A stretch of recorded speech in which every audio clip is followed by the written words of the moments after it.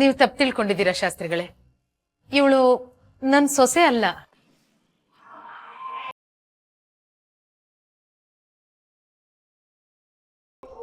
ಮನಸ್ಸು ನಿಜ ಹೇಳಿದ್ರು ಕಣ್ಣು ಕೆಲವು ಸಲ ಸುಳ್ಳು ಹೇಳು. ನಾನು ಈಕೆನೆ ನಿಮ್ಮ ಸೊಸೆ ಅಂತ ಹೇಳಿದೆ. ತಪ್ಪಾಗಿರ್ಬೋದು. ನಿಮ್ಮ ಸೊಸೆನೇ ಕರ್ಕೊಂಡ್ ಬಂದಿಲ್ಲ? ನನ್ನ ಮಗನ ಮದ್ವೆ ಇನ್ನೂ ಆಗಿಲ್ಲ ಶಾಸ್ತ್ರಿಗಳೇ. ನಿಶ್ಚಿತಾರ್ಥ ಆಗಿದೆ. ಮುಹೂರ್ತ ನೀವೇ ನಿಶ್ಚಯಿಸ್ಕೊಡ್ಬೇಕು.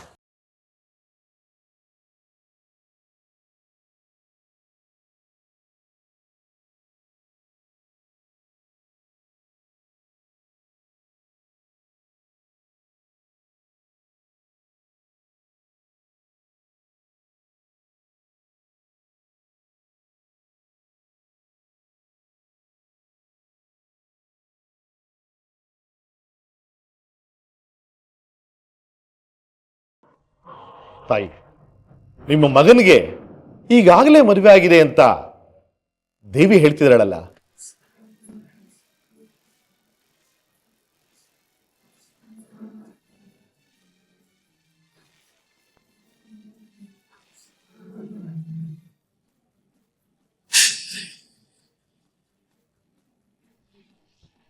ಇದೇನ್ ಶಾಸ್ತ್ರಿಗಳೇ ಹೀಗೆ ಹೇಳ್ತಾ ಇದ್ದೀರಾ?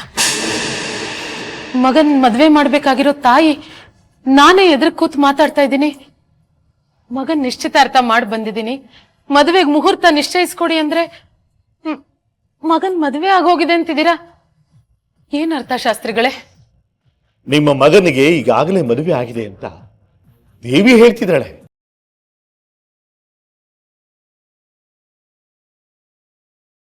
ದೇವಿ ಹೇಳಿದ್ದನ್ನೇ ನಾನು ಹೇಳ್ತಾ ಇದ್ದೀನಿ. ನನ್ನ ಮಗನಿಗೆ ಮದುವೆ ಆಗಿಲ್ಲ ಶಾಸ್ತ್ರಿಗಳೇ. ಮಗನ ಮದುವೆ ಬಗ್ಗೆ ತಾಯಿ ಸುಳ್ಳು ಹೇಳ್ತಾಳ? ತಾಯಿ ಸುಳ್ಳು ಹೇಳಿದ್ರು ಹೇಳ್ಬೋದು, ದೇವಿ ಸುಳ್ಳು ಹೇಳಲ್ಲ. ಈ ನಾಲ್ಗೆ ನನ್ನದಲ್ಲ, ದೇವಿ. ನಾನು ಹೇಳಿದ ಮಾತುಗಳು ನನ್ನವಲ್ಲ, ದೈವದ ಮಾತು. ನಾನು ಸುಳ್ಳು ಹೇಳ್ತೀನಿ ಅನ್ನೋ ಹಾಗಿದ್ರೆ ಮತ್ತೆ ನೀವು ನನ್ನನ್ನೇ ಯಾಕೆ ಹುಡ್ಕೊಂಬಂದ್ರಿ ತಾಯಿ? ಈ ವೆಂಕಟರಮಣ ಶಾಸ್ತ್ರಿ ಹೇಳಿದ ಮಾತುಗಳು ಇದುವರೆಗೂ ಯಾವತ್ತೂ ಸುಳ್ಳಾಗಿಲ್ಲ. ಇವತ್ತು ನಿಮ್ಮ ಎದುರುಗಡೆ ಕೂತ್ಕೊಂಡು ಸುಳ್ಳು ಹೇಳೋ ಅಗತ್ಯ ಆಗಲಿ ಅನಿವಾರ್ಯತೆ ಆಗಲಿ ನನಗೆ. ದಯವಿಟ್ಟು ಕೋಪ ಮಾಡ್ಕೋಬೇಡಿ ಶಾಸ್ತ್ರಿಗಳೇ. ನೀವು ಸುಳ್ಳು ಹೇಳ್ತೀರಾ ಅಂತ ನಾನು ಅನ್ಕೊಂಡಿದ್ರೆ ನಾನು ಮತ್ತೆ ಯಾಕೆ ನಿಮ್ಮನ್ನು ನೋಡಕ್ ಬರ್ತಿದ್ದೆ? ಆದ್ರೆ ನನ್ನ ಮಗ ನನಗೆ ಹೇಳ್ದೆ ಮದುವೆ ಆಗಿದ್ದಾನೆ ಅಂದ್ರೆ ನಂಬೋಕೆ ಆಗ್ತಾ ಇಲ್ಲ ಶಾಸ್ತ್ರಿಗಳೇ. ಅವನು ಪ್ರೀತಿಸಿದ ಹುಡುಗಿನೇ ಮದುವೆ ಆಗ್ತಾ ಇದ್ದಾನೆ. ಅವಳ ಜೊತೆ ನಿಶ್ಚಿತಾರ್ಥ ಆಗಿದೆ, ಆದ್ರೆ ಮದುವೆ ಆಗಿಲ್ಲ. ನೋಡಿ ತಾಯಿ, ಜೀವಮಾನ ಪೂರ್ತಿ ನಾನು ಯಾವತ್ತೂ ಆಡಬಾರದ ಮಾತಾಡಿದೆ. ನಾನು ಆಡಿದ ಮಾತು ಯಾವತ್ತೂ ಸುಳ್ಳಾಗಿಲ್ಲ. ಈಗಾಗಲೇ ನಿಮ್ಮ ಮಗನಿಗೆ ಮದುವೆ ಆಗಿ 9 ಹುಣ್ಣಿಮೆ ಕಳೆದು ಹೋಗಿದೆ. ಈಗ ನಾನು ಹೇಳ್ತಾ ಇರೋ ಮಾತುಗಳಿಗೆ ಆ ಪೂರ್ಣಚಂದ್ರನೇ ಸಾಕ್ಷಿ.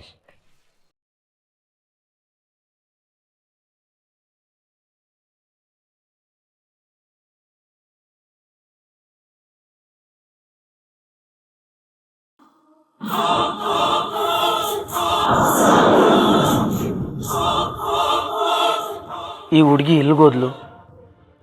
ಚಿನ್ನು ಈ ಜನ್ಮದಲ್ಲಿ ನನಗೆ ಅರ್ಥವೇ ಆಗೋಲ್ವೇನೋ.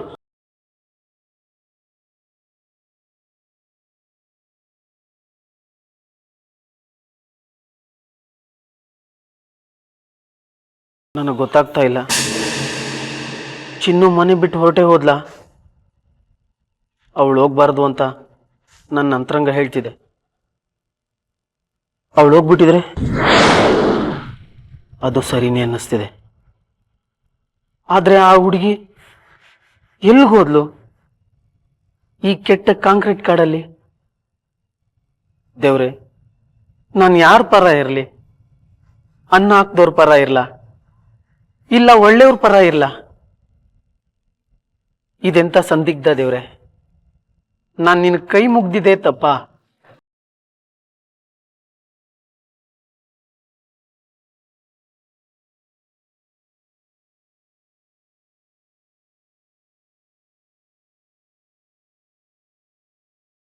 ಇನ್ನು ಹೊರಟೇ ಹೋದ್ಲಾ? ಯಾವ ತಪ್ಪು ಮಾಡದೇ ಇರೋ ಅವಳು ಎಲ್ಲಾನು ನಿರಾಕರಿಸಿ ಹೊರಟೇ ಹೋದ್ಲಾ? ಜಗತ್ತಲ್ಲಿ ಸತ್ಯಕ್ಕಿಂತ ಕ್ರೂರವಾಗಿರೋದು ಬೇರೆ ಯಾವುದೂ ಇಲ್ವಾ? ನಾನೇನು ಮಾಡಿದೆ ದೇವ್ರೆ? ಸರಿ ತಪ್ಪುಗಳ ಮಧ್ಯೆ ಗೆರೆನೇ ಕಾಣ್ತಿಲ್ವಲ್ಲ.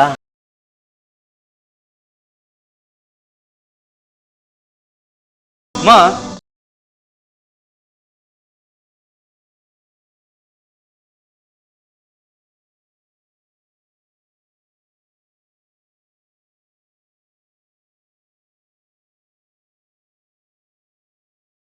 ರಾಮು, ಅಮ್ಮ ನೋಡ್ದೇನಾ?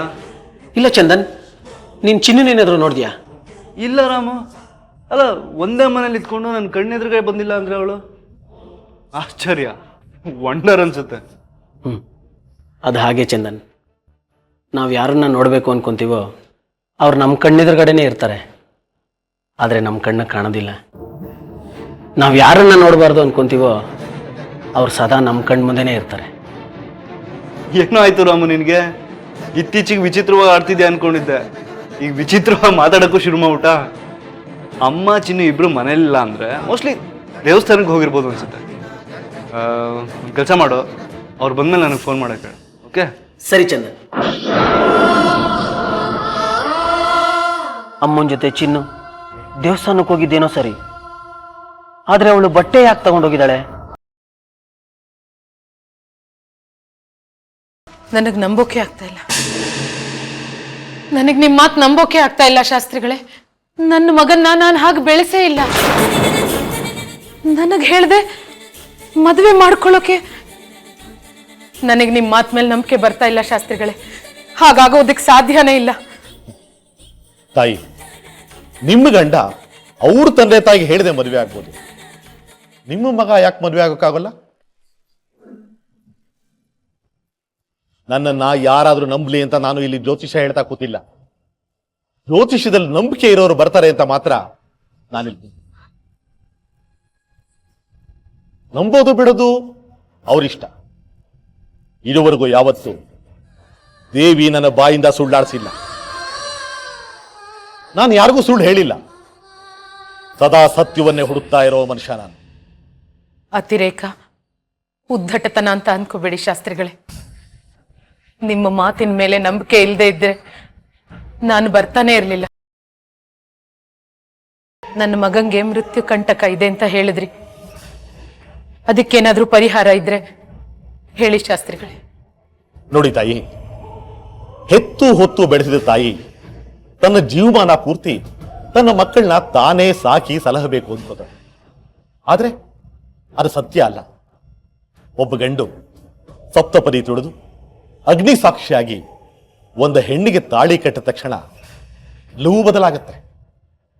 ಅವನು ಗೃಹಸ್ಥಾಶ್ರಮಕ್ಕೆ ಕಾಲಿಟ್ಟ ಮೇಲೆ ಅವನ ಅದೃಷ್ಟ ದುರದೃಷ್ಟ ಅದು ಕೂಡ ಬದಲಾಗತ್ತೆ. ನಿಮ್ಮ ಮಗನಿಗೆ ಕಂಟಕ ಇದೆ ಅನ್ನೋದು ಎಷ್ಟು ಸತ್ಯನೋ, ಈಗಾಗಲೇ ಅವನು ಮದುವೆ ಆಗಿದೆ ಅನ್ನೋದು ಕೂಡ ಅಷ್ಟೇ ಸತ್ಯ.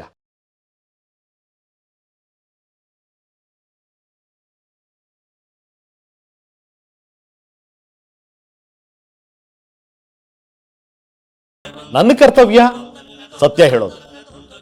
ನನ್ನ ಲೆಕ್ಕದ ಪ್ರಕಾರ ಈಗಾಗಲೇ ನಿಮ್ಮ ಮಗನಿಗೆ ಮದುವೆ ಆಗೋಗಿದೆ. ಅದೇ ನನ್ನ ಕಡೆ ಮಾತು.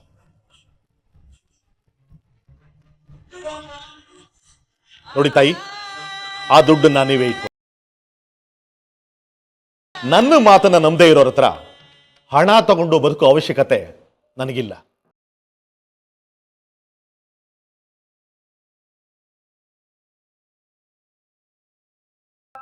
ತೋಳಿ.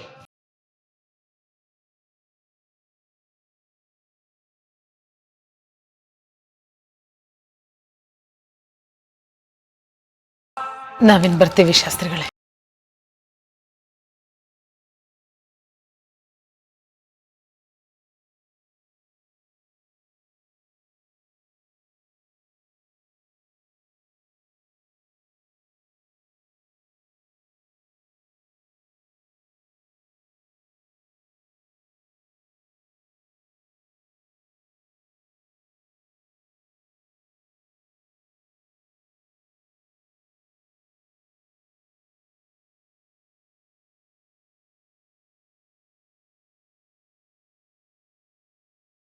ಏನಾಯ್ತು? ಏನೂ ಇಲ್ಲ ಅವ್ವ. ನನ್ನಿಂದ ಏನೋ ಮುಚ್ಚಿಡ್ತಾ ಇದೆಯಾ ಅಲ್ವಾ?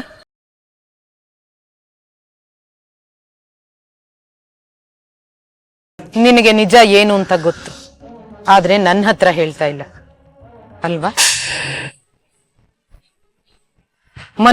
ಮನುಷ್ಯನ ಎದುರಿಗೆ ಸುಳ್ಳು ಹೇಳ್ಬೇಕಾಗಬಹುದು, ಆ ಅನಿವಾರ್ಯತೆ ನನಗೆ ಗೊತ್ತು. ಆದ್ರೆ ಮನುಷ್ಯ ದೇವ್ರ ಎದುರಿಗೆ ಸುಳ್ಳು ಹೇಳ್ಬಾರ್ದು. ನಾವಿಬ್ರು ಈಗ ದೇವ್ರ ಎದುರಿಗೆ ನಿಂತಿದೀವಿ. ನಿಜ ಹೇಳು ಮಗಳೇ. ಅವ್ವ, ನಾನ್ ನಿಮ್ ತವ ನಿಜ ಹೇಳ್ದೆ ಇರ್ಬೋದೇನೋ, ಆದ್ರೆ ಸುಳ್ಳು ಹೇಳಿಲ್ವಲ್ಲ. ನೀವೇನ್ ಕೇಳ್ತಾ ಇದ್ದೀರಿ? ಚಂದನ್ನು ಗೊಂಬೆನು ಈಗಾಗ್ಲೇ ಮದುವೆ ಆಗಿದಾರ? ನನಗೆ ಬೊಂಬೆ ಏನು ಅಂತ ಗೊತ್ತು. ನೀನು ಅವಳ ಜೀವನದಲ್ಲಿ ಬರೋದಕ್ಕೆ ಮುಂಚೆ ಗೊಂಬೆನೂ ಗೊತ್ತು, ನೀನು ಬಂದ ಮೇಲೆ ಬದಲಾದ ಗೊಂಬೆನೂ ಗೊತ್ತು. ನೀನು ಅವಳ ಜೀವ, ಅವಳು ನಿನ್ನ ಜೀವ. ಯಾರ ಹತ್ರ ಹೇಳಿರ್ಲಿ ಹೇಳಿದಿರ್ಲಿ, ನಿನ್ನ ಹತ್ರ ಅವಳು ಖಂಡಿತ ಹೇಳಿರ್ತಾಳೆ. ನಿಜ ಹೇಳು, ನನ್ನ ಮಗ ಗೊಂಬೆನ ಈಗಾಗ್ಲೇ ಮದುವೆ ಆಗಿದಾನ? ಹಾಗೇನಾದ್ರೂ ಆಗಿದ್ರೆ ಅದಕ್ಕೆ ನನ್ನ ಸಮಸ್ಯೆ ಏನೂ ಇಲ್ಲ. ಪ್ರೀತಿಸಿದವ್ರನ್ನೇ ಮದುವೆ ಆಗ್ಬೇಕು, ಅವನ ಅಪ್ಪ ಮಾಡಿದ್ದು ಅದನ್ನೇ. ತಾಯಿಗೂ ಹೇಳ್ದೆ ಮದುವೆ ಆದ ಅನ್ನೋ ಮಾತು ಬೇರೆ. ಪ್ರೀತಿ ಪ್ರೇಮ ಅಂದ್ರೆ ನೋವು ಅಂತಾನೋ ನನಗ್ ಗೊತ್ತು, ಆದ್ರೆ ಸತ್ಯ ಏನು ಅನ್ನೋದು ನನಗ್ ಗೊತ್ತಾಗ್ಬೇಕು ಅಷ್ಟೇ. ಇಲ್ಲ ಅವ್ವ, ನೀವು ತಪ್ಪು ತಿಳ್ಕೊಂಡಿದ್ದೀರಿ. ಶ್ರುತಿ ಅಕ್ಕ ಆ ಥರ ಅಲ್ಲ. ಹಾಗೇನಾದ್ರೂ ಮದುವೆ ಆಗಿದ್ರೆ ನನ್ನ ತವ ಖಂಡಿತ ಹೇಳ್ತಿದ್ಲು. ಗೊಂಬೆ ಚಂದನ್ ಮದ್ವೆ ಆಗಿಲ್ಲ, ಸರಿ. ಹಾಗಾದ್ರೆ ನನ್ನ ಮಗ ಇನ್ಯಾರನ್ ಮದ್ವೆ ಆಗಿದ್ದಾನೆ?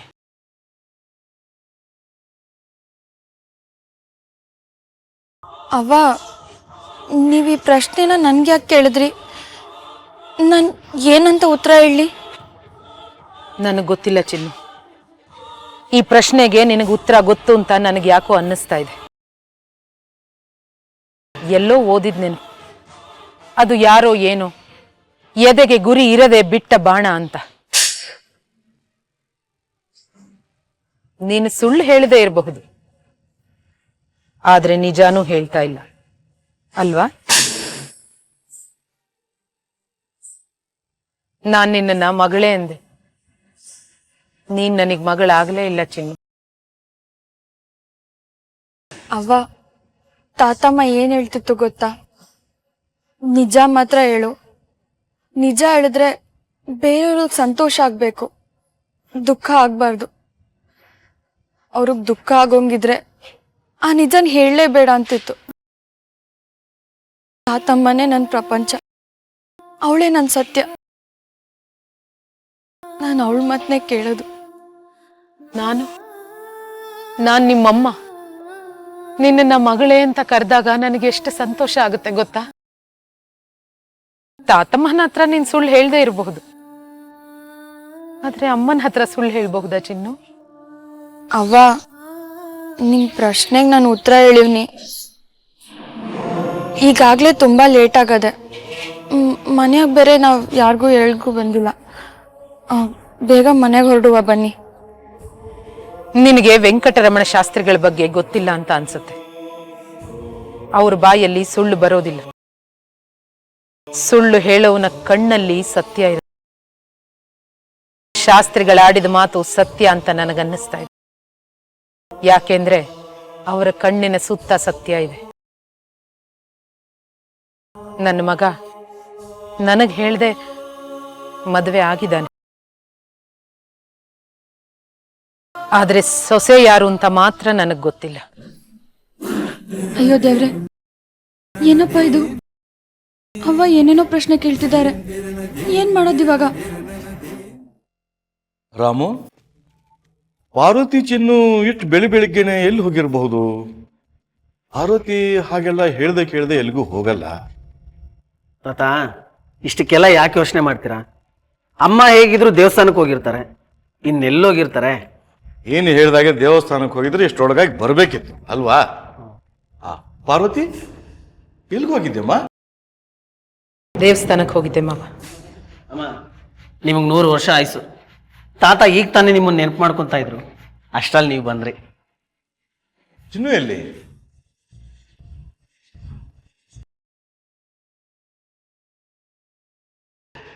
ಚಂದನ್ ತುಂಬ ಬೇಜಾರು ಮಾಡ್ಕೊಂಡಿದ್ದ, ಸಿಟ್ ಮಾಡ್ಕೊಂಡೆ ಆಫೀಸ್ಗೆ ಹೋದ. ಅಲ್ಲ, ನೀವು ಹೋಗಕ್ಕೆ ಮೊದಲೇ ಅವನಿಗೊಂದು ವಿಷಯ ಮುಟ್ಸಿದ್ರೆ ಚೆನ್ನಾಗಿರ್ತಿತ್ತು. ನಾನೇನು ಸಣ್ಣ ಮಗು ಅಲ್ಲ ರಾಮು, ಎಲ್ಲದನ್ನು ಹೇಳಿ ಕೇಳಿ ಮಾಡೋದು.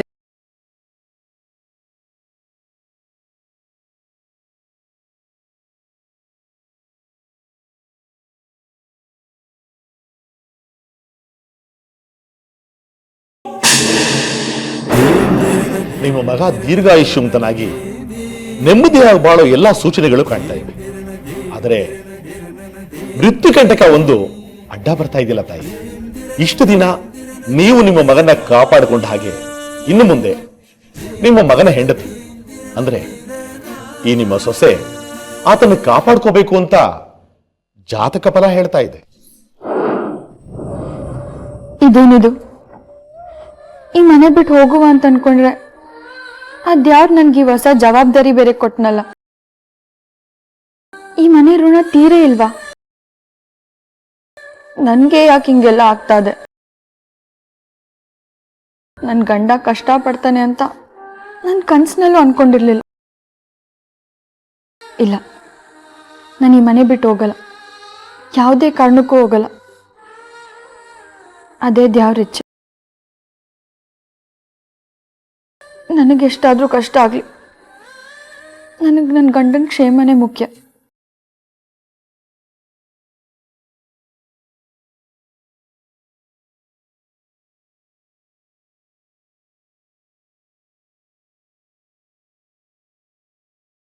ಪಾರ್ವತಿ, ನೀನು ದೇವಸ್ಥಾನದಿಂದ ಬಂದಾಗೆಲ್ಲ ನಿನ್ನ ಮುಖದಲ್ಲಿ ಸದಾ ಸಂತೋಷ ಸಮಾಧಾನ ತುಂಬಿರ್ತಿತ್ತು. ಆದರೆ ಇವತ್ತ್ಯಾಕೋ ಭಯ ಆತಂಕ ತುಂಬಿದೆಯಲ್ಲಮ್ಮ? ಯಾಕಮ್ಮ? ಯಾಕೋ ನನ್ನ ಹಣೆ ಬರನೇ ಸರಿ ಇಲ್ಲ ಮಾವ. ಯಾಕಮ್ಮ? ಯಾಕಿಷ್ಟು ಬೇಸರ ಮಾಡ್ಕೋತೀಯ? ಮನುಷ್ಯ ಅಂದಮೇಲೆ ಕಷ್ಟ ಸುಖ ಇದ್ದದ್ದೇ ಅಲ್ವಾ? ಈ ಪ್ರಪಂಚದ ಎಲ್ಲ ಮನೆಗಳಲ್ಲೂ ಎಲ್ಲ ಮನಸ್ಸುಗಳಲ್ಲೂ ಒಂದಲ್ಲ ಒಂದು ದುಃಖದ ಕತೆ ಇದ್ದೇ ಇರುತ್ತೆ. ಇದನ್ನ ನಾನು ನಿನಗೆ ಹೇಳ್ಬೇಕೇನಮ್ಮ? ಆದ್ರೆ ಎಲ್ಲದು ನನಗೆ ಯಾಕೆ ಬರುತ್ತೆ ಮಾವ? ನಾನೇನಂತ ಕರ್ಮ ಮಾಡಿದ್ದೆ? ಕೆಲವು ಸಲ ನನ್ನ ಪ್ರಶ್ನೆಗಳಿಗೆ ಉತ್ತರನೇ ಸಿಗೋದಿಲ್ವೇನೋ, ನನ್ನ ಕತೆ ಮುಗಿಯೋದೇ ಇಲ್ವೇನೋ ಅನ್ಸುತ್ತೆ. ಇಷ್ಟು ಬೇಗ ಧೃತಿಗೆಡಬೇಡಮ್ಮ. ಅಲ್ಲಮ್ಮ, ನಿನ್ನ ಜೀವನದಲ್ಲಿ ಬಂದ ಎಂತೆಂಥ ಸಮಸ್ಯೆಗಳನ್ನ ನೀವೇ ಸಮರ್ಥವಾಗಿ ನಿಭಾಯಿಸಿಕೊಂಡು ಬಂದಿದೀಯ. ಜೀವನದಲ್ಲಿ ನಂಬಿಕೆ ಕಳ್ಕೊಂಡವರಿಗೆ ಭರವಸೆ ತುಂಬಿದೀಯಾ.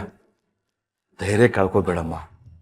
ಸೂರ್ಯನಿಗೆ ಮೋಡ ಕವಿದಿರಬಹುದು, ಆದರೆ ಯಾವುದೋ ಗಾಳಿಗೆ ಅದು ಚದುರಿ ಹೋಗಲೇಬೇಕಲ್ವಾ? ಯೋಚನೆ ಮಾಡಬೇಡಮ್ಮ.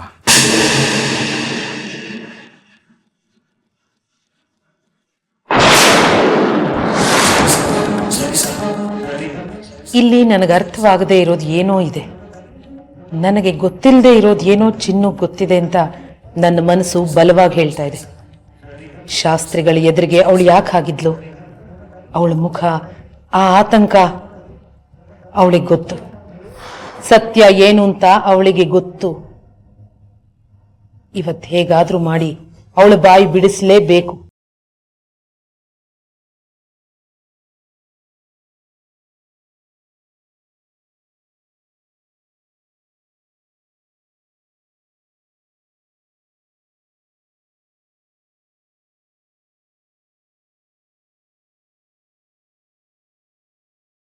ಕಡೆ ಮಾತು ಆಡು ಮುಗಿದು ಹೋಯ್ತು.